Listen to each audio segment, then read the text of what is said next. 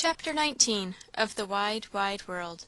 This LibriVox is in the public domain. Bridget.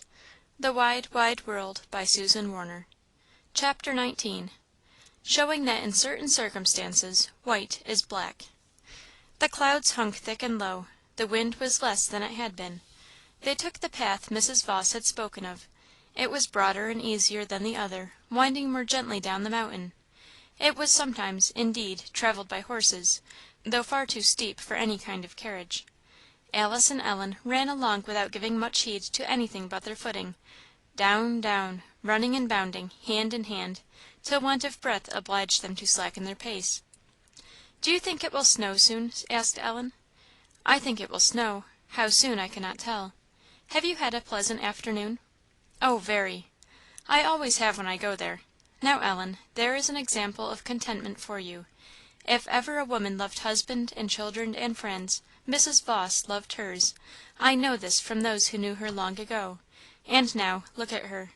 Of them all she has none left but the orphan daughter of her youngest son, and you know a little what sort of child that is." "She must be a very bad girl," said Ellen. "You can't think what stories she told me about her grandmother."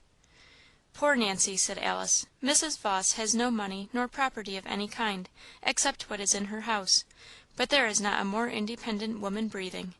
She does all sorts of things to support herself. Now, for instance, Ellen, if anybody is sick within 10 miles around, the family are too happy to get Mrs. Vawse for a nurse. She is an admirable one.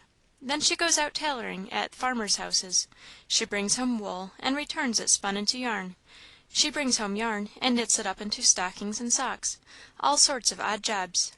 I have seen her picking hops; she isn't above doing anything, and yet she never forgets her own dignity. I think, wherever she goes and whatever she is about, she is at all times one of the most truly ladylike persons I have ever seen; and everybody respects her; everybody likes to gain her good will. She is known all over the country, and all the country are her friends." "They pay her for doing these things, don't they?" "Certainly; not often in money; more commonly in various kinds of matters that she wants flour, and sugar, and Indian meal, and pork, and ham, and vegetables, and wool anything; it is but a little of each that she wants. She has friends that would not permit her to earn another sixpence if they could help it; but she likes better to live as she does.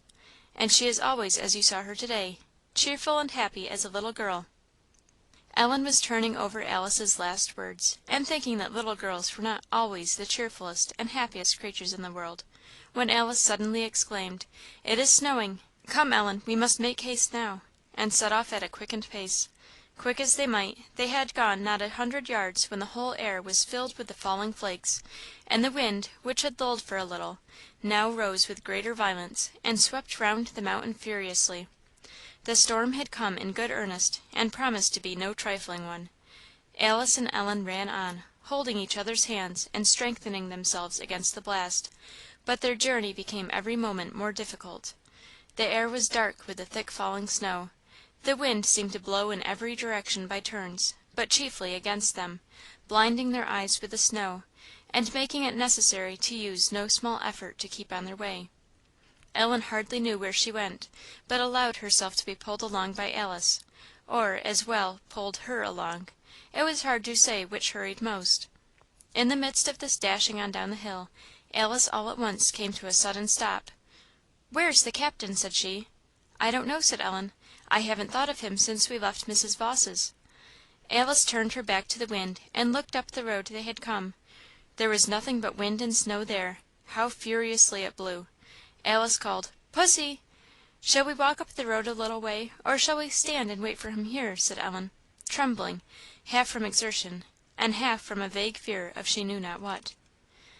Alice called again; no answer, but a wild gust of wind and snow that drove past.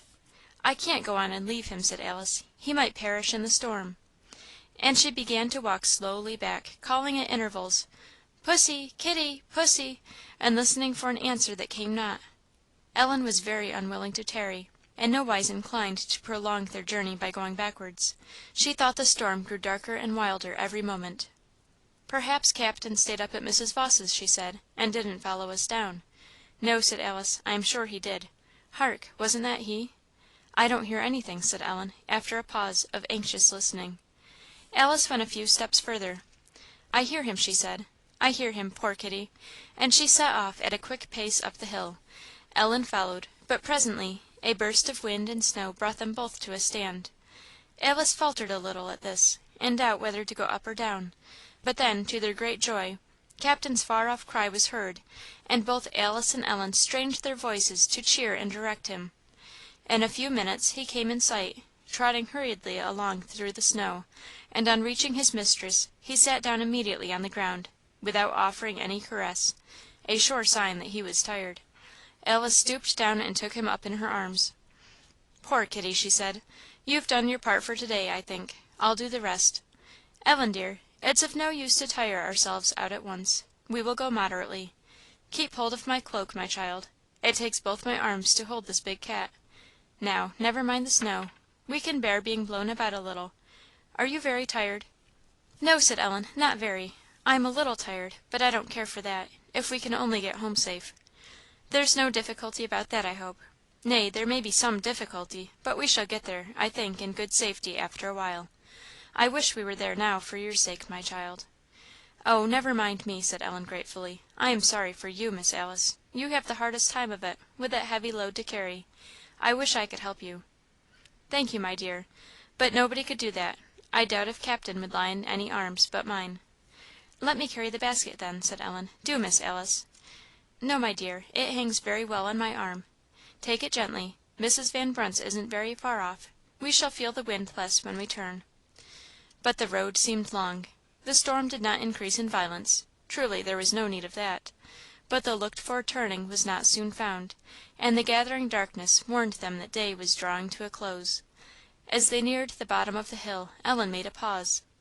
"There's a path that turns off from this, and makes a shorter cut to Mrs. Van Brunt's; but it must be above here. I must have missed it, though I have been on the watch constantly."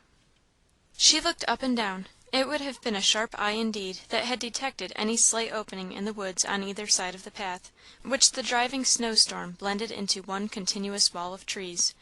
They could be seen stretching darkly before and behind them; but more than that, where they stood near together, and were scattered apart, was all confusion, through the fast falling shower of flakes.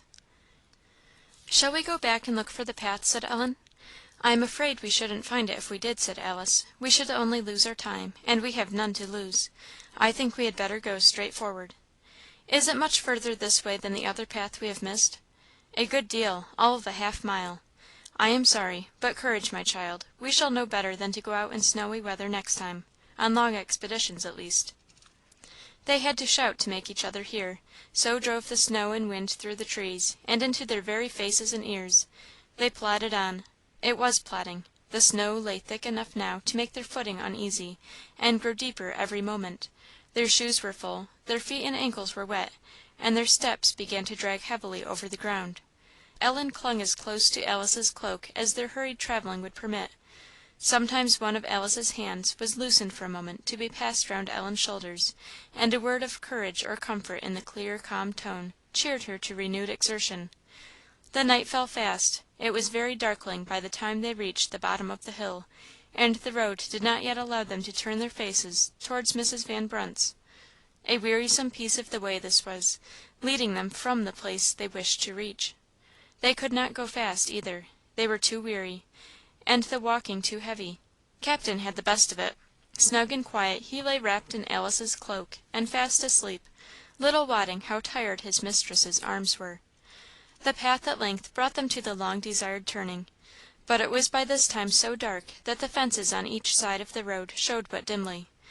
They had not spoken for a while. As they turned the corner, a sigh of mingled weariness and satisfaction escaped from Ellen's lips. It reached Alice's ear.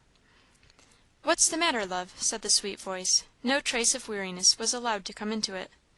"I am so glad we have got here at last," said Ellen, looking up with another sigh, and removing her hand for an instant from its grasp on the cloak to Alice's arm.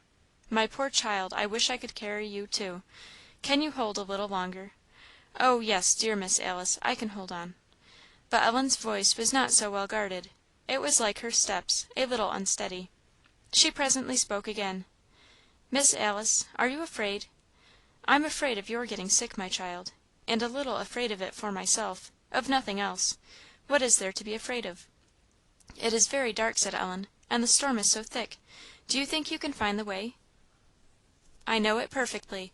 It is nothing but to keep straight on, and the fences would prevent us from getting out of the road. It is hard walking, I know, but we shall get there by and by. Bear up as well as you can, dear. I am sorry I can give you no help but words.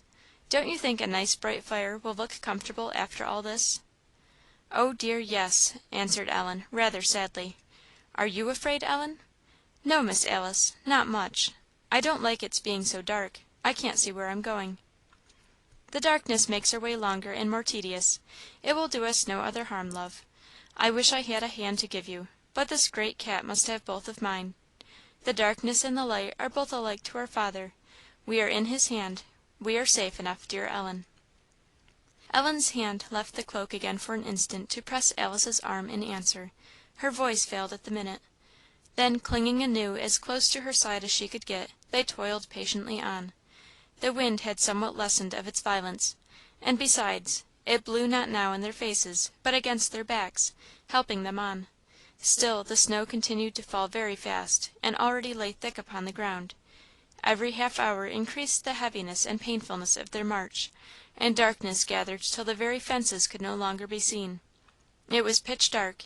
To hold the middle of the road was impossible; their only way was to keep along by one of the fences, and, for fear of hurting themselves against some outstanding post or stone, it was necessary to travel quite gently. They were indeed in no condition to travel otherwise, if light had not been wanting. Slowly and patiently, with painful care groping their way, they pushed on through the snow and the thick night.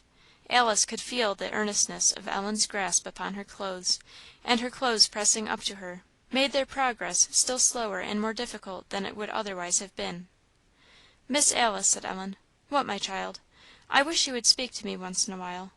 Alice freed one of her hands, and took Ellen's. "I have been so busy picking my way along, I have neglected you, haven't I?" "Oh, no, Maam; but I like to hear the sound of your voice sometimes; it makes me feel better." "This is an odd kind of travelling, isn't it?" said Alice, cheerfully; "in the dark, and feeling our way along. This will be quite an adventure to talk about, won't it?" "Quite," said Ellen. "It is easier going this way, don't you find it so? The wind helps us forward." "It helps me too much," said Ellen. "I wish it wouldn't be quite so very kind. Why, Miss Alice, I have enough to do to hold myself together sometimes. It almost makes me run, though I am so very tired." "Well, it is better than having it in our faces, at any rate. Tired you are, I know, and must be. We shall want to rest all day to morrow, shan't we?" "Oh, I don't know," said Ellen, sighing. "I shall be glad when we begin. How long do you think it'll be, Miss Alice, before we get to Mrs. Van Brunt's?" "My dear child, I cannot tell you. I have not the least notion whereabouts we are. I can see no waymarks, and I cannot judge at all of the rate at which we have come." "But what if we should have passed it in this darkness?" said Ellen. "No, I don't think that," said Alice, though a cold doubt struck her mind at Ellen's words. "I think we shall see the glimmer of Mrs. Van Brunt's friendly candle by and by." But more uneasily and more keenly now she strove to see that glimmer through the darkness; strove till the darkness seemed to press painfully upon her eyeballs, and she almost doubted her being able to see any light if light there were; it was all blank thick darkness still. She began to question anxiously with herself which side of the house was Mrs. Van Brunt's ordinary sitting room; whether she should see the light of it from before or after passing the house; and now her glance was directed often behind her, that they might be sure in any case of not missing their desired haven. In vain she looked forward or back; it was all one; no cheering glimmer of lamp or candle greeted her straining eyes. Hurriedly now, from time to time, the comforting words were spoken to Ellen; for to pursue the long stretch of way that led onward from Mr. Van Brunt's to Miss Fortune's would be a very serious matter. Alice wanted comfort herself. "Shall we get there soon, do you think, Miss Alice?" said poor Ellen, whose wearied feet carried her painfully over the deepening snow. The tone of voice went to Alice's heart.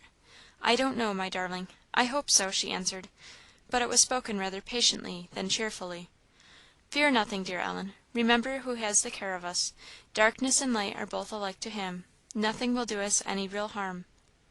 "How tired you must be, dear Miss Alice, carrying pussy!" Ellen said, with a sigh. For the first time Alice echoed the sigh, but almost immediately Ellen exclaimed in a totally different tone, "There's a light! But it isn't a candle; it is moving about. What is it, Miss Alice?" They stopped and looked. A light there certainly was, dimly seen, moving at some little distance from the fence on the opposite side of the road. All of a sudden it disappeared. "What is it?" whispered Ellen, fearfully. "I don't know, my love, yet. Wait." They waited several minutes. "What could it be?" said Ellen. "It was certainly a light. I saw it as plainly as ever I saw anything. What can it have done with itself? There it is again, going the other way." Alice waited no longer, but screamed out, "Who's there?" But the light paid no attention to her cry; it travelled on. "Hello!" called Alice again, as loud as she could. "Hello!" answered a rough, deep voice. The light suddenly stopped. "That's he! that's he!" exclaimed Ellen, in an ecstasy, and almost dancing. "I know it! It's Mr. Van Brunt! it's Mr. Van Brunt! Oh, Miss Alice!" Struggling between crying and laughing, Ellen could not stand it, but gave way to a good fit of crying. Alice felt the infection, but controlled herself, though her eyes watered as her heart sent up its grateful tribute. As well as she could, she answered the "hello." The light was seen advancing towards them. Presently it glimmered faintly behind the fence, showing a bit of the dark rails covered with snow, and they could dimly see the figure of a man getting over them. He crossed the road to where they stood. It was Mr. Van Brunt. "I am very glad to see you, Mr. Van Brunt," said Alice's sweet voice, but it trembled a little. "Oh, Mr. Van Brunt!" sobbed Ellen. That gentleman, at first dumb with astonishment, lifted his lantern to survey them, and to assure his eyes that his ears had not been mistaken. "Miss Alice! how in the name of wonder! and my poor little lamb! But what on earth Maam, you must be half dead. Come this way just come back a little bit. Why, where were you going, Maam?" "To your house, Mr. Van Brunt. I have been looking for it with no little anxiety, I assure you." "Looking for it! but how on earth? You wouldn't see the biggest house ever was built half a yard off such a plaguy night as this. But I thought I should see the light from the windows, Mr. Van Brunt."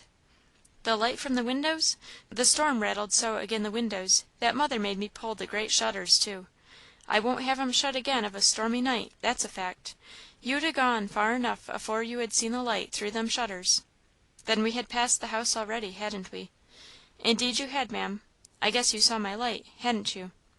"Yes, and glad enough we were to see it, too." "I suppose so. It happened so to night.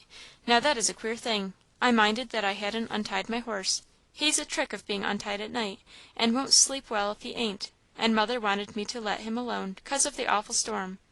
But I couldn't go to my bed in peace till I had seen him to his'n; so that's how my lantern came to be going to the barn in such an awk'ard night as this." They had reached the little gate, and Mr. Van Brunt with some difficulty pulled it open. The snow lay thick upon the neat brick walk which Ellen had trod the first time with wet feet and dripping garments. A few steps further and they came to the same door that had opened then so hospitably to receive her. As the faint light of the lantern was thrown upon the old latch and door posts, Ellen felt at home, and a sense of comfort sank down into her heart which she had not known for some time. CHAPTER XX.